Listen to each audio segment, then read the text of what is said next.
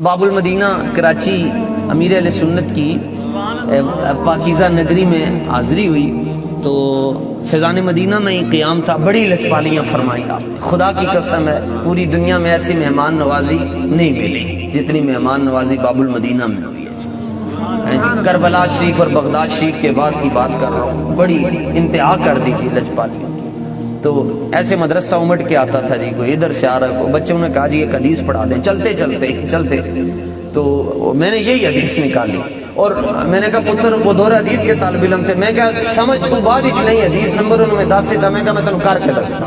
فاروق اعظم رضی اللہ تعالیٰ نے حضور علیہ السلام کو جب ملتے تھے آتے تھے, اور فاروق اعظم کا قد مبارک کافی اونچا تھا اور صرف سینہ جو ہے یہ 36 انچ چوڑا تھا تقریباً.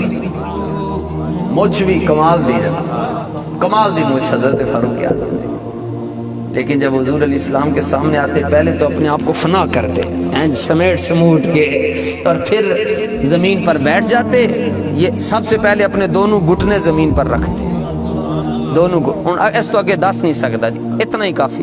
اپنے دونوں گھٹنے زمین پر رکھتے اور اس کے بعد دونوں کوہنیوں بھی زمین پر رکھتے. اے بخاری صفحہ نمبر حدیث نمبر, اور یوں جھکتے حضور علیہ السلام کے سامنے جیسے اونٹ زمین پر بیٹھتا.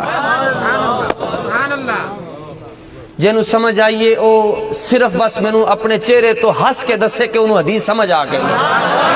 ہاتھ نہ چکے. پھر میں عرض کر رہا صفحہ نمبر 21 حدیث نمبر 93, لا الہ الا اللہ محمد الرسول اللہ.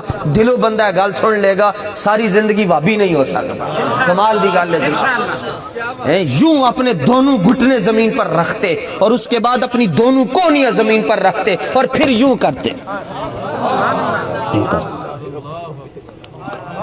بس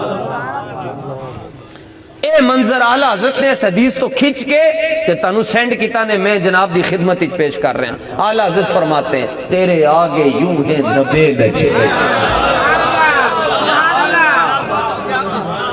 تیرے آگے یوں ہیں دبے گچھے, فصاحت کے بڑے بڑے, کوئی جانے منہ میں زبان کی نہیں بلکہ جسم میں جان ہے.